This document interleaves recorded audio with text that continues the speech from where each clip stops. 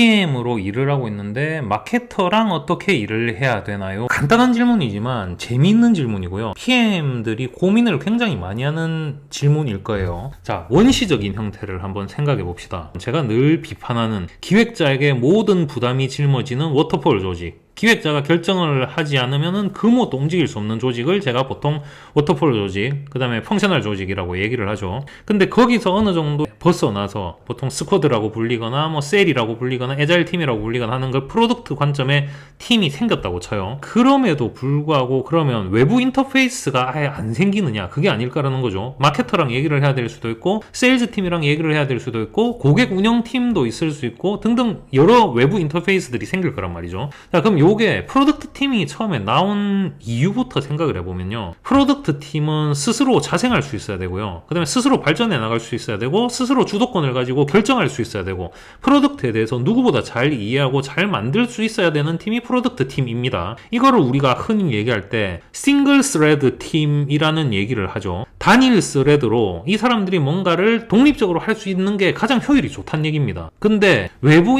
인터페이스를 아무리 최소화하더라도 방금 얘기했던 마케터나 뭐 세일즈나 이렇게 생길 수밖에 없어요. 근데 이거를 또 싱글 스레드가 좋다라는 얘기를 하지만 반대로 피자 한 판 팀 뭐 이런 얘기도 또 하지 않습니까? 만약에 스크럼 팀 자체가 7, 8명 이상이 넘어가게 되면 또 팀 관리나 아니면 팀의 응집성 측면에서 문제가 생기는 경우도 있을 겁니다. 그럼 이제 딜레마가 생기는 거죠. 싱글 스레드로 우리가 다 해결하면 좋아. 근데 외부 인터페이스는 여전히 필요하네?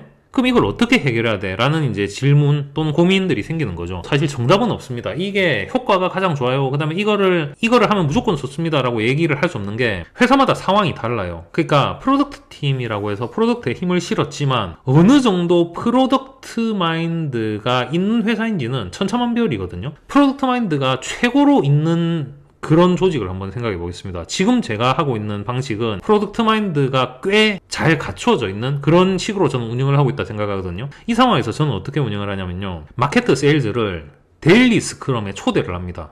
그 초대를 하는 이유가 뭐냐면 컨텍스트를 계속해서 같이 맞추는 거예요. 근데 컨텍스트라는 게 일주일에 한번 만나서 위클리 미팅을 한다? 그거는 어떤 문제가 있냐면 주기가 일단 길어서 중간중간 나오는 얘기를 놓칠 수 있어요. 그 다음에 누군가는 데일리로 일어났던 일을 주 단위로 요약을 해야 되기 때문에 이 중요한 걸 요약하는 비용이 추가로 들어갑니다. 물론 디테일에 대해서 놓치는 거는 덤일 거고요. 그래서 데일리의 마케터나 세일즈 퍼슨을 초대를 하면은 컨텍스트로 같은 페이지에 있는 거에 굉장히 도움이 되고요. 또 하나는 프로덕트 컨텍스트가 공유가 되는 동시에 프로덕트 팀원들의 커미먼트에도 도움이 됩니다. 프로덕트 팀원들이 번아웃이 올 때 여러 가지 이유가 있겠지만 이 일을 왜 하는지 모르고 우선순위가 왜 바뀌는지 모르고 갑자기 이 일을 하다가 저 일을 왜 해야 되는지 모르고 납득이 안 될 때 가장 지치기 쉬운 구조가 되는 거죠. 근데 세일즈 퍼슨이 들어오거나 마케터가 들어와요. 그러면 마케팅을 해봤더니 이런 고객 니즈들이 많이 들어오고 있어서 우리가 이런 쪽으로 집중을 해야 될 수도 있을 것 같습니다 라고 마케터가 얘기하거나 세일즈 퍼슨이 들어와서 이쪽 기업에서 이런 기능들에 대해서 굉장히 관심을 많이 보였습니다 라고 얘기를 한다면 프로덕트 팀 입장에서도 이걸 왜 해야 되는구나, 이걸 했을 때 비즈니스 임팩트가 이렇게 나는구나 라는 거를 서로 간의 컨텍스트를 공유를 할 수 있다는 거죠. 프로덕트 조직이 완벽하게 갖춰진 조직은 프로덕트 스쿼드 안에 마케팅 인력이나 또는 뭐 세일즈 인력이나 고객 운영 인력을 포함하는 방법도 굉장히 좋은 방법입니다. 단점은 그러니까 규모가 커져서 집중도가 떨어질 수 있다, 혼란스러울 수 있다는 단점이 있긴 하지만 같이 모여서 하나의 스크럼 팀에서 컨텍스트를 공유한다는 건 저는 장점이 더 많은 것 같아요. 저 같은 경우는 그래서 팀 그 멤버들이 여러 명이 더 많아져서 조금 집중도가 떨어질 것 같을 때 쓰는 방식은요. 스크럼, 데일리 스크럼은 20분 내로 무조건 끊습니다. 그러니까 컨텍스트의 공유 정도만 하지 그 안에서 깊은 논의가 일어나거나 디테일에 대한 얘기를 절대 하지 않게 퍼실리테이션 을 하는 거죠. 그 안에서 토픽들이 나뉠 수 있고요. 그 다음에 특정 시점에 중요한 토픽이 있을 거예요. 그러면 그 토픽에 관련된 이런 이슈,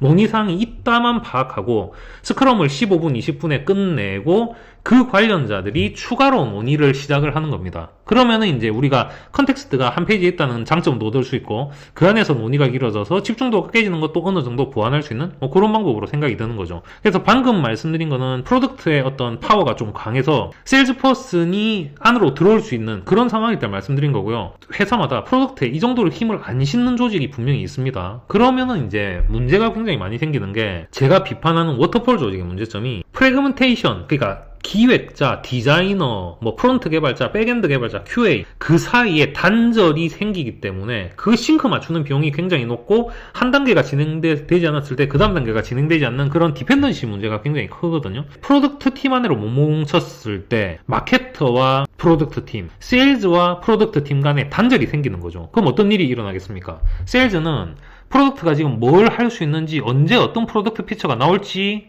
정확하고 구체적인 정보가 없는 채로 가서 뭔가를 팔겠죠. 그러면은 들어와가지고 야 우리 언제까지 이거 팔아야 돼, 만들어야 돼. 그럼 프로덕트 팀 입장에서는 빡이 치겠죠. 네가 뭐 아무 정보도 없이 왜 네가 만들 것도 아니면서 이런 걸 왜 팔고 오냐 라고 하면서 싸움이 일어나겠죠. 그럼 이제 여기서부터 난장판이 나는 거고, 마케팅도 마찬가지입니다. 우리가 어떤 마케팅을 해야 될지, 그 다음에 지금 시점에 왜 이 마케팅이 필요한지, 이 마케팅을 했을 때 프로덕트에 어떤 효과가 있는지, 마케팅을 실컷해서 유입을 늘렸다 쳐요. 근데 프로덕트가 품질이 나빠져서 리텐션이 확보가 안 되는 거야. 그럼 이때 유입을 하는 거는 회사 돈 낭비하는 거잖아요. 근데 이거를 프로덕트 콘텍스트랑 같이 마케터가 이해를 하고 있어야 이런 걸 판단을 할 수 있다는 거죠. 근데 이거를 일주일에 한번 만나든지 전혀 만남 없이 마케터는 자의적인 판단으로 야 이제 그냥 유입해야 되니까 사람들 모아보자, 이러면은 이제 또 콩가루 팀이 되겠죠. 프로덕트 팀 안에 하나로 모여서 하지 못하는 경우라도 저는 데일리 싱크에는 참여를 권유하는 거를 저는 추천을 드리고, 지금 회사에서도 제가 그렇게 일을 하고 있고, 이전 회사에 있을 때도 그 팀 스크럼에 마케팅 인력을 항상 초대를 했었습니다. 매일 못 들어올 수는 있겠죠. 마케팅 쪽도 바쁘니까. 그래도 부득이한 상황이 없는 한은 항상 참여를 해달라고 요청을 했고, 대신 그 근거에 대해서는 이렇게 설명을 잘 했죠. 그래서 저는 이렇게 최대한 프로덕트 관점에서, 이게 프로덕트 관점에서 이해를 해야 된다는 게, 뭐 프로덕트 팀이 파워가 세야 돼요, 프로덕트가 최고야, 뭐 이런 얘기를 하는 게 아니라, 프로덕트는 그 회사의 비즈니스가 현물화되는 게 프로덕트입니다. 이 비즈니스를 구체화시킨 게 프로덕트라는 현물이죠. 그렇기 때문에 이 회사의 전력과 비즈니스가 현물화된 게 프로덕트이기 때문에 이 프로덕트에 대한 이해 없이 프로덕트가 중심으로 돌아가지 않는 상황에서 다른 격가지들이 따로 놀았을 때 그 타격이 너무나 크다는 거죠.